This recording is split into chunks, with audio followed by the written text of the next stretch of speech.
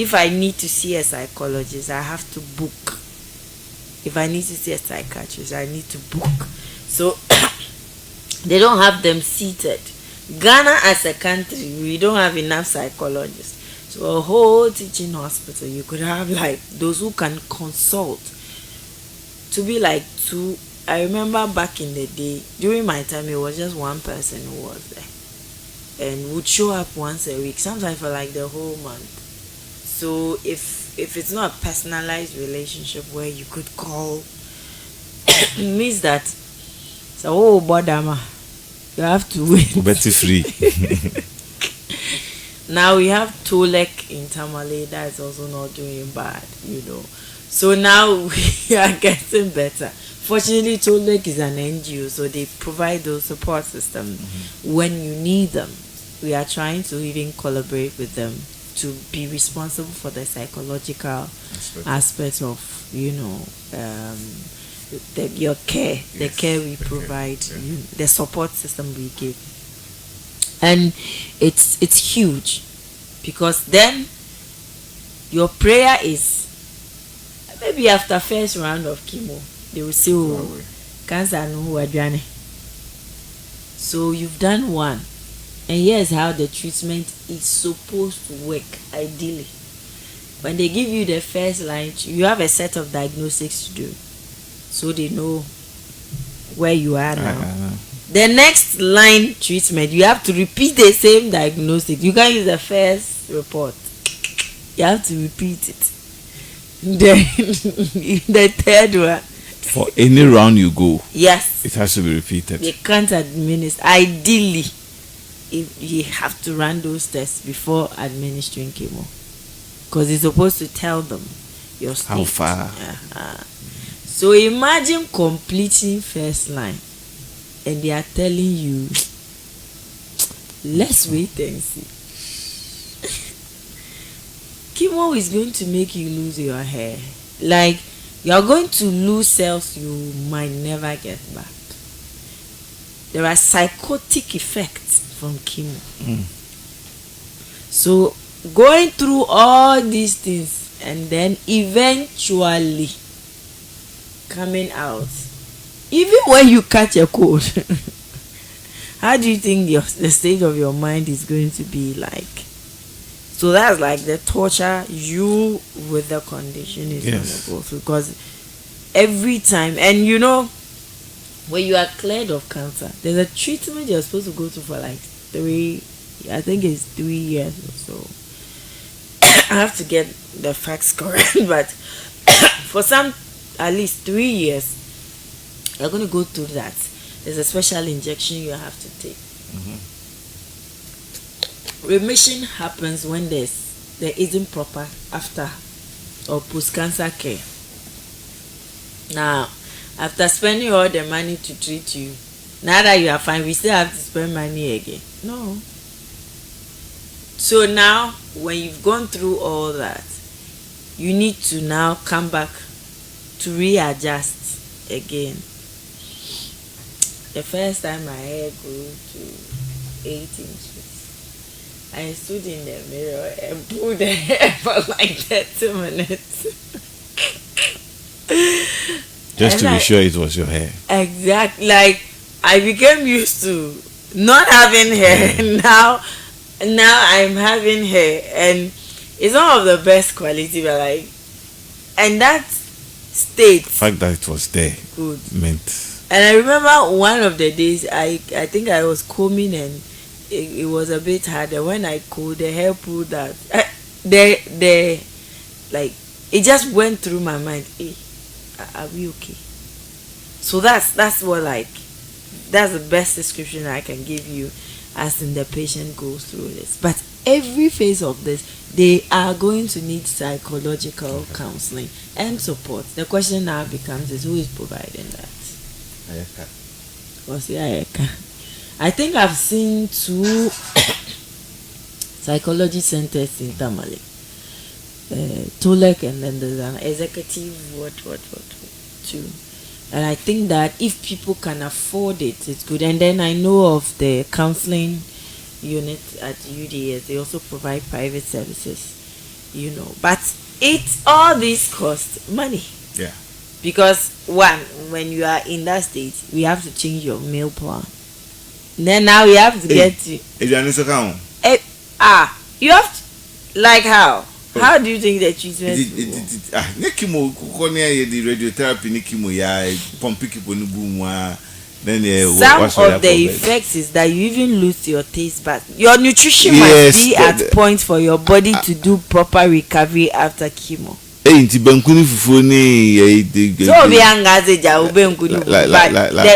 the English word is nutritious. So if we are to do the math of a balanced diet, and usually that's the funny thing. Sometimes the best food for you will never have appetite for it. Yeah. Which means they have to figure ways to find you alternative. No alternative need a prima for there. Then what are we going to do? So that's psychological phases the person goes to, because now after unlearning what they know, they now have to come back and relearn to adjust to the new lifestyle. Because at that time they did the unlearning and the relearning. It was within the care period. So now it's post-care. Post-care means that they now are doing social simulation, emotional simulation, psychological simulation. Then they will now synchronize all these things to redefine their new way of life. That's not funny. You get it? That's not funny. And every time they position themselves in specific mental states for the worst could happen. Who is going to hold your hand during those periods? We've had cases where, I don't know if the woman has passed now. There used to be one that used to come from Navrongo. She's blind.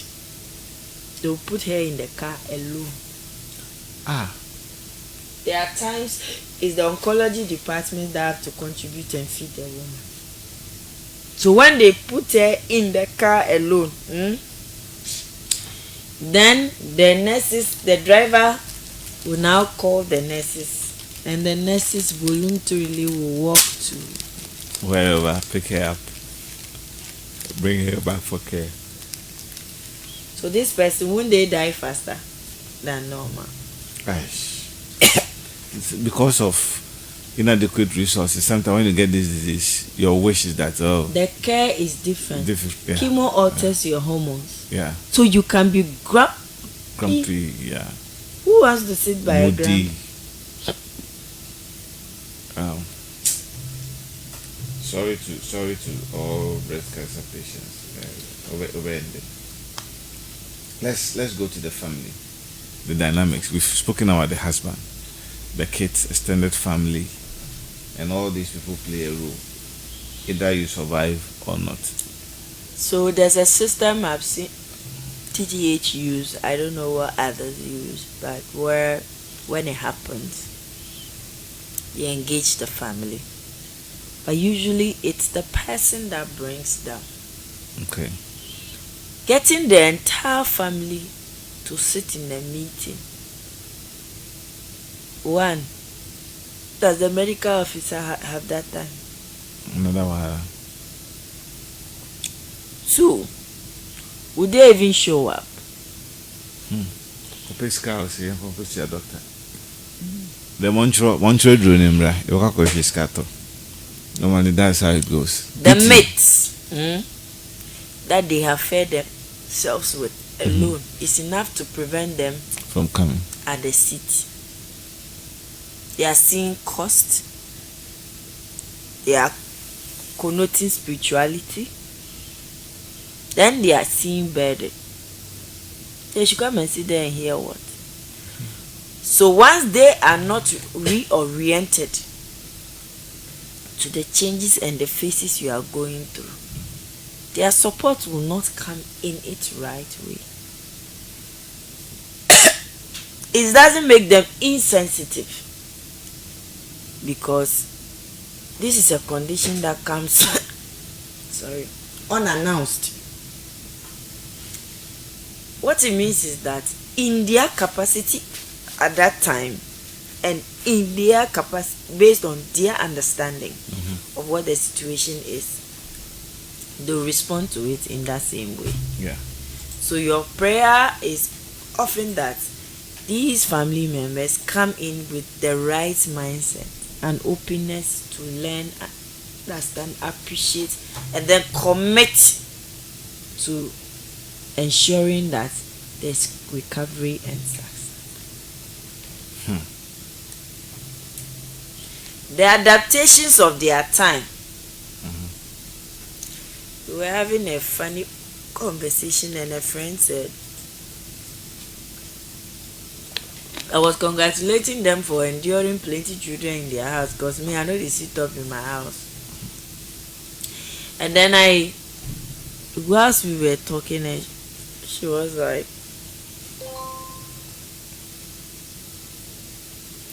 you wake up in the morning, you must forget that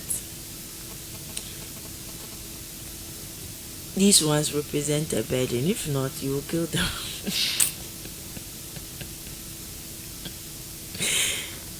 You will kill them one day. And I said, how is that possible? He said, sometimes when you wake up, you don't want to see anybody.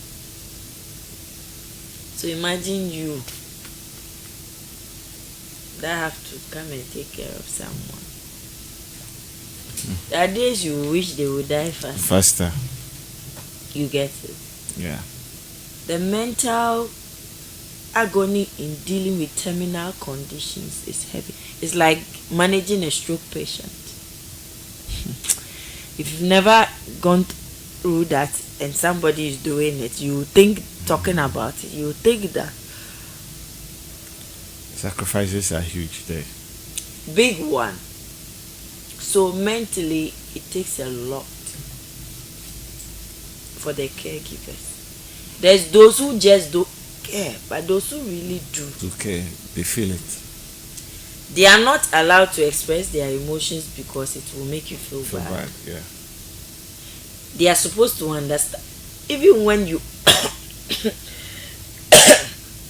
even when you unintentionally hurt them, that's work. What about their lives? One of the jokes we came up with as mothers was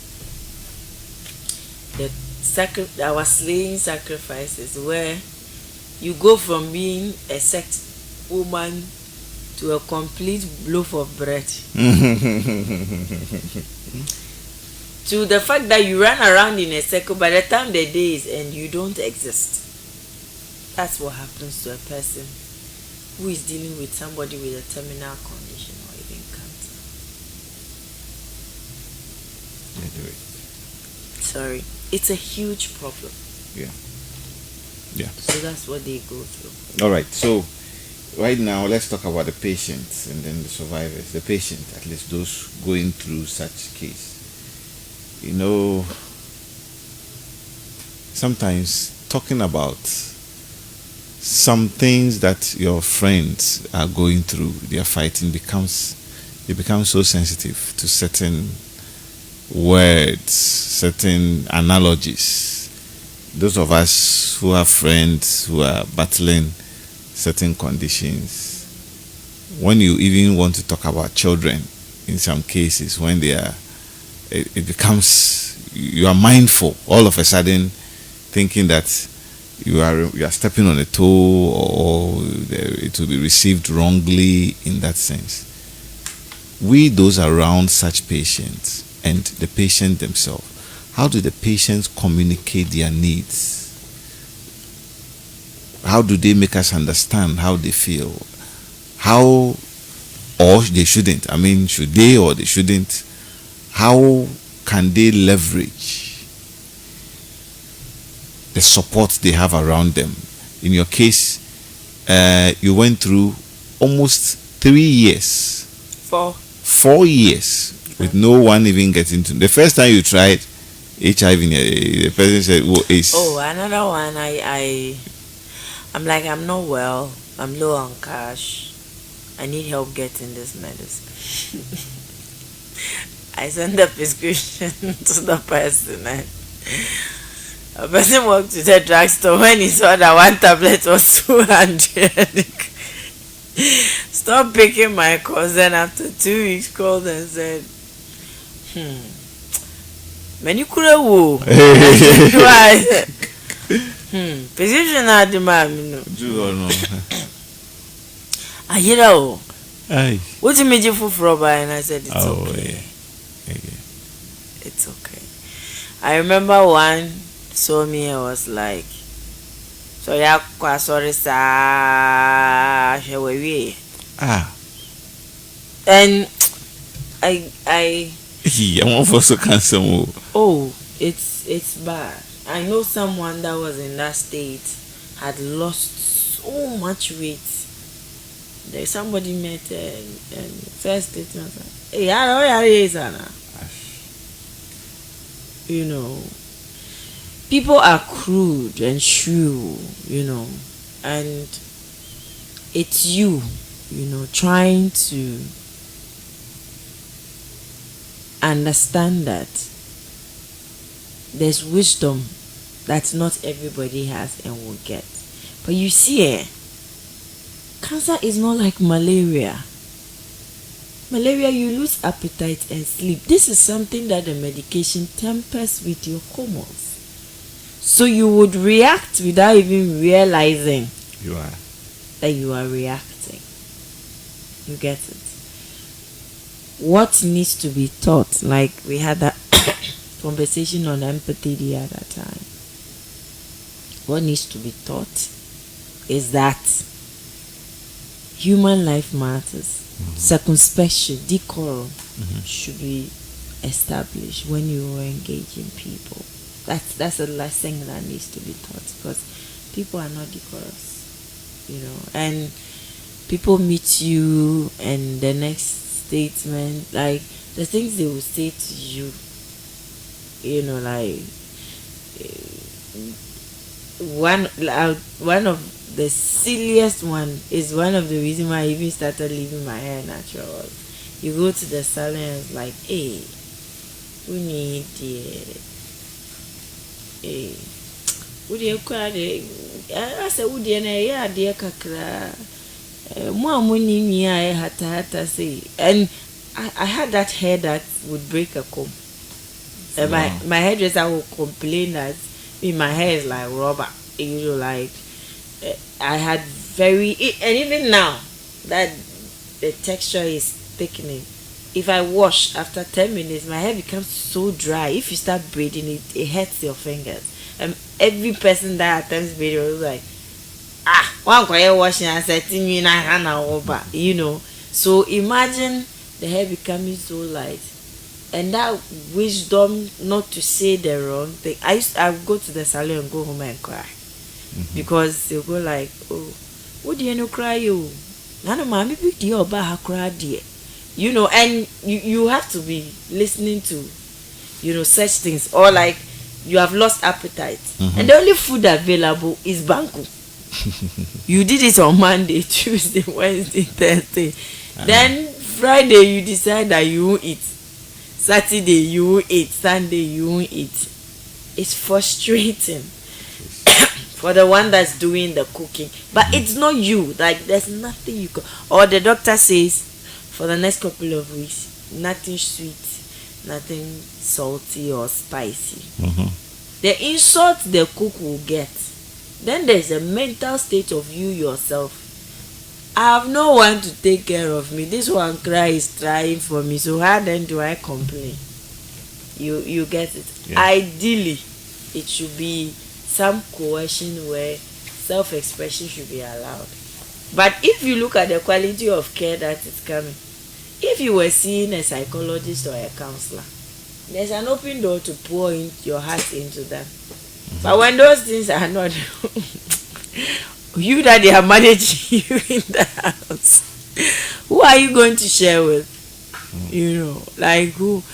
There was a time for a whole year I could count the number of times I would step out of my house. We're during the heat season, because if I come out and I meet the sun, it immobilizes me. I can't walk properly. I get dizzy spells, you know.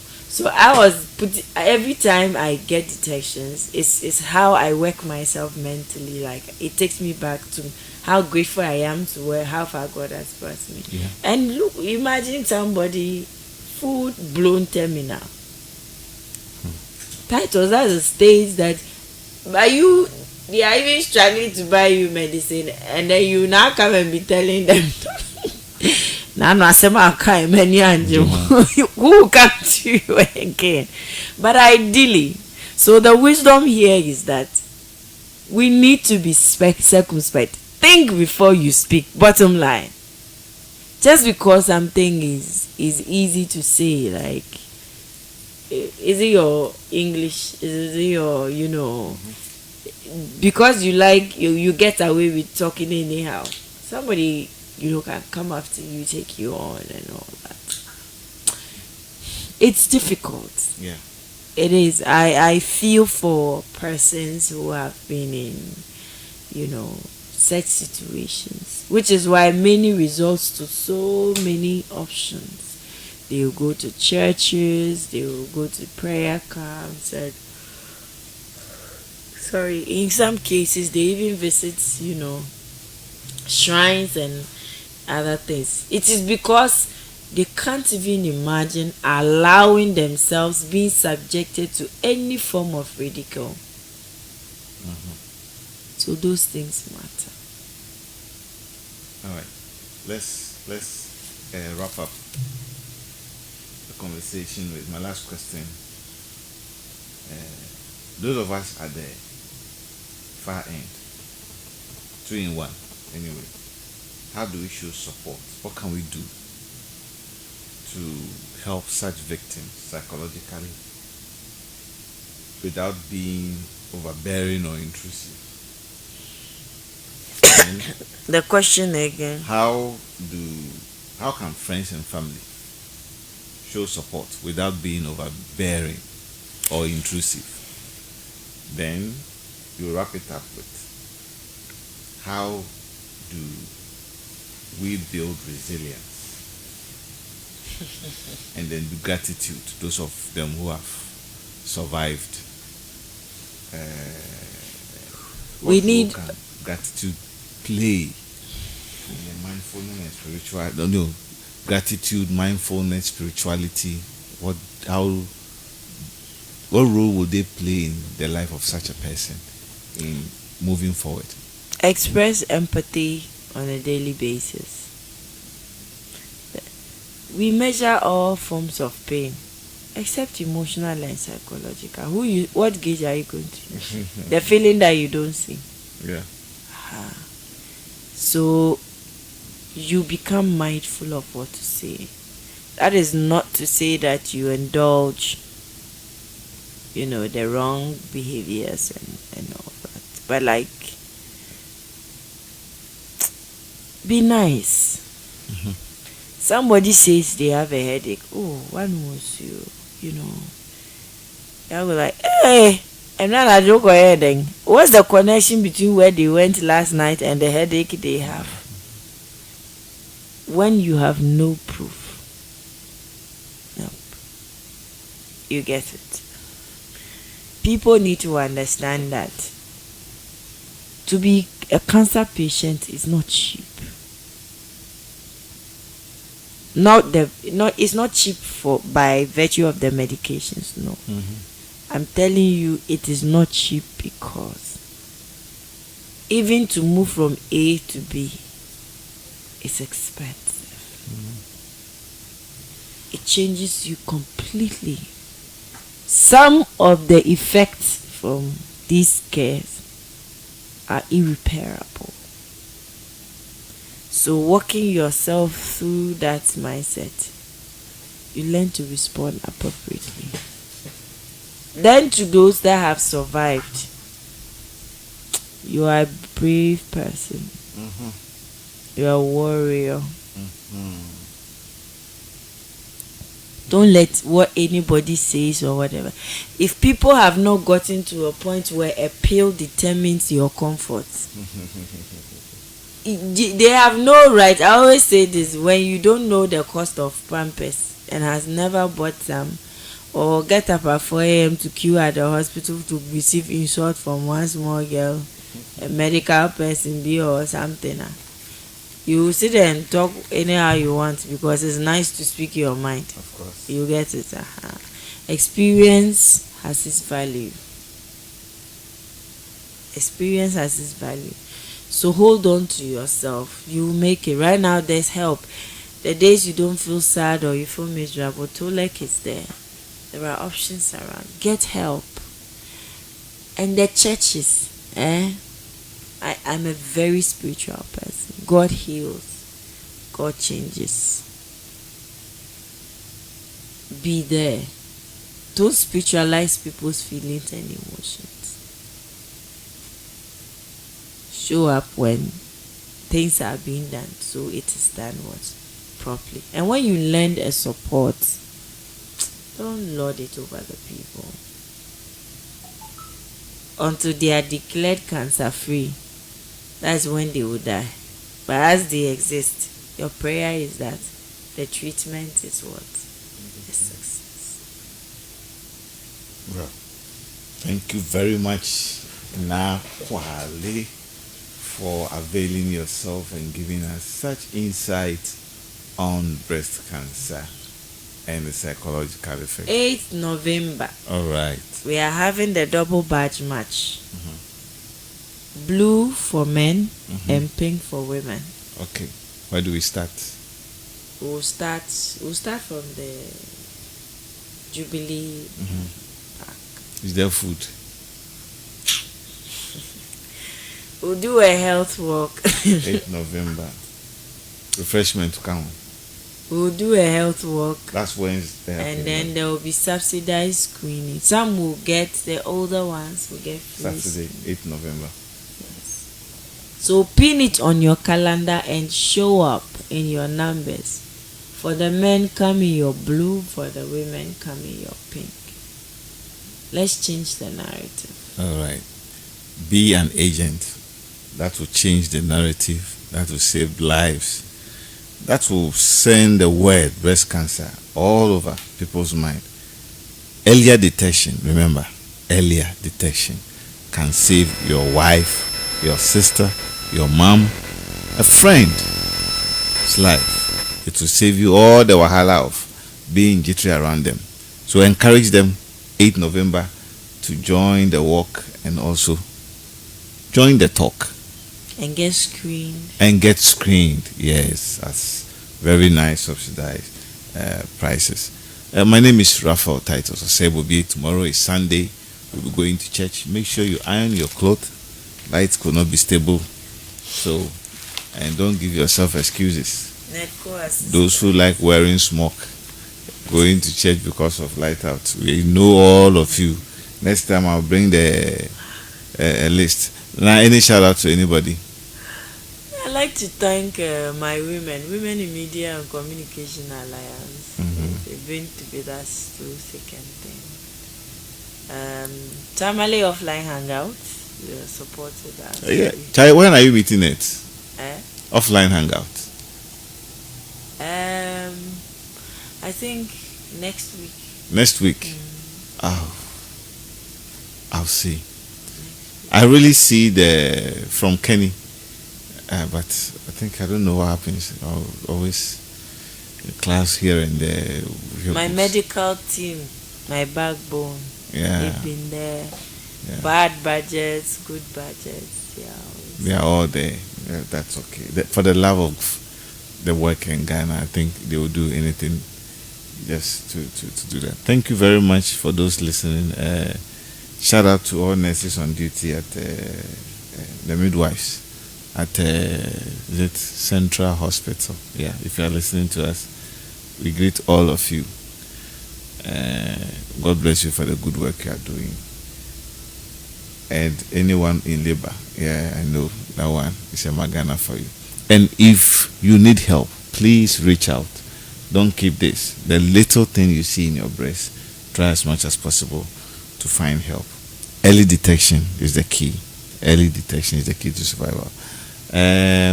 Good night, and I'll see you next week for a new episode in the month of November. This is Love 360 on Fela 89.3 FM. Happy Sunday to you tomorrow. Goodbye.